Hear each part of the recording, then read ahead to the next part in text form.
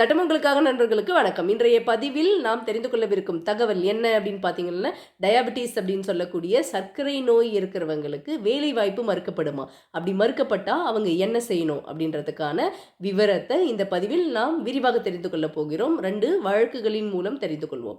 சமீபத்தில் ஜனவரி 29, 2024 கேரளா உயர் நீதிமன்றத்தில் ஒரு தீர்ப்பு கொடுத்துருக்காங்க. அந்த தீர்ப்பை கொடுத்தவங்க நீதிபதி சோபா அன்னம்மாள் அவர்கள் தலைமையிலான அமர்வில் அந்த தீர்ப்பு கொடுக்கப்பட்டிருக்கிறது.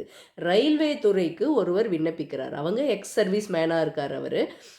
அவர் டிக்கெட் எக்ஸாமினர் அந்த பதவிக்காக விண்ணப்பம் செய்கிறாரு. அவருடைய விண்ணப்பம் மெடிக்கல் எக்ஸாமினுக்கு பிறகு நிராகரிக்கப்படுகிறது. என்ன காரணம் சொல்கிறாங்கன்னா, அவருக்கு டயபெட்டிஸ் இருக்குது, அதனால் அவருக்கு வேலை கொடுக்க முடியாது அப்படின்னு நிராகரிக்கிறாங்க.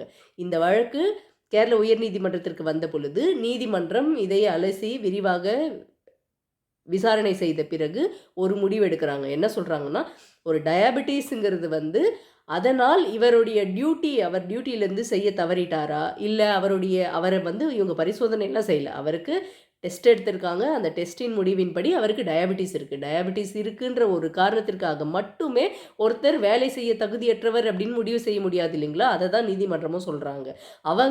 அவங்களுடைய டியூட்டியிலேருந்து தவறிட்டாங்களா, இல்லை ரெஸ்பான்சிபிலிட்டியிலேருந்து தவற போகிறாங்களா? எதுவுமே இல்லை. நீங்கள் அவரை பரிசோதிக்கவே இல்லை. அப்படி இருக்கும் பொழுது வெறுமனே ஒரு டெஸ்ட் ரிசல்ட்டை வச்சு மட்டுமே டயாபெட்டிஸ்க்காக வேலை வாய்ப்பு மறுக்கப்படக்கூடாது அப்படின்ற ஒரு தீர்மானமான முடிவை சொல்லி அவருக்கு வேலைவாய்ப்பு கொடுக்க வேண்டும் அப்படிங்கிற ஒரு தகவலை தெரிவிக்கிறாங்க. நம்ம இன்னொரு வழக்கை பற்றி தெரிந்து கொள்வோம். அது 2013 வருடம் பதிவானது. நம்ம சென்னை உயர்நீதிமன்றத்தில் பதிவான வழக்கு தான் அது. ரயில்வே துறையில் ஒருத்தர் பணியில் இருக்கிறார். அவர் காலமாயிடுறார். அவர் காலமான பிறகு அவங்களுடைய மனைவி, அவர் கமர்ஷியல் ரைட்டராக இருக்கார், அதாவது வணிக எழுத்தாளராக இருக்கார். அப்படியான ஒரு பதவியில் அவர் இருக்கும் பொழுதே காலமானதால் அவர்களுடைய மனைவி கருணை அடிப்படையில் கிடைக்கக்கூடிய வேலைக்காக விண்ணப்பம் செய்கிறாங்க. அவங்களுடைய விண்ணப்பம் நிராகரிக்கப்படுகிறது. அதற்கும் காரணம் என்ன அப்படின்னு பார்த்தீங்கன்னா, அவங்களுக்கு டயாபெட்டிக் 149 அது மாதிரியான ஒரு அளவில் இருக்குது. அதனால் அவங்களுக்கு வேலை கொடுக்க முடியாது அப்படின்னு சொல்கிறாங்க. அந்த பெண்மணி உயர்நீதிமன்றத்தை அணுகி கருணை அடிப்படையில் ஒரு உத்தரவை பெற்று வேலை வாய்ப்பு கொடுக்கணும் அப்படின்ற ஒரு உத்தரவை பெற்று நிற்கிறாங்க. அப்பொழுதும் வேலை வாய்ப்பு அவருக்கு மறுக்கப்படுகிறது. மேல்முறையீட்டிற்கு ரயில்வே துறையினர் போகிறாங்க. மேல்முறையீட்டு வழக்கை விசாரித்தவங்க நீதிபதி பானுமதி அவர்கள் தலைமையிலான அமர்வு தான்.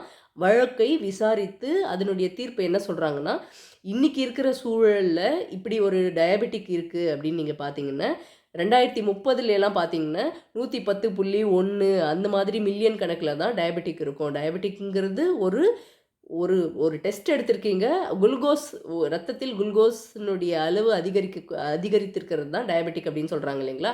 அதுபோல் ஒரு விஷயம் தானே தவிர அது ஒருத்தருடைய பணியை எந்த வகையிலும் தடை செய்யாது.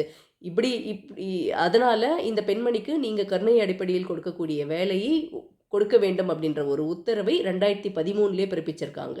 இந்த 2 உத்தரவின் மூலமாக இந்த 2 வழக்கும் யார் தொடர்ந்துருக்காங்க, எந்த துறையிலிருந்து தொடரப்பட்டது அப்படின்னு பார்த்தீங்கன்னா ரயில்வே துறை தான். 2013 தொடர்ந்த வழக்கும் ரயில்வே துறை தான். இப்பொழுது 2024 கேரள உயர்நீதிமன்றத்தில் கொடுத்திருக்கக்கூடிய தீர்ப்பு, அந்த வழக்கும் ரயில்வே துறை சம்மந்தப்பட்டது தான். சுகர் யாருக்கு இருக்குது சுகர் அப்படின்னா நம்ம எல்லாருக்குமே தெரியும். டயபெட்டிஸ் யாருக்கு இருக்குது யாருக்கு இல்லை அப்படின்லாம் இந்த காலகட்டத்தில் யாருமே ஒரு சாதாரணமாக நம்ம ஒவ்வொருத்தரையும் போய் டெஸ்ட் பண்ணிகிட்டு இருக்க போகிறதில்ல. உங்ககிட்ட வேலை செய்கிற எம்ப்ளாய்க்கு பாதி பேருக்கு சுகர் இருக்கும்.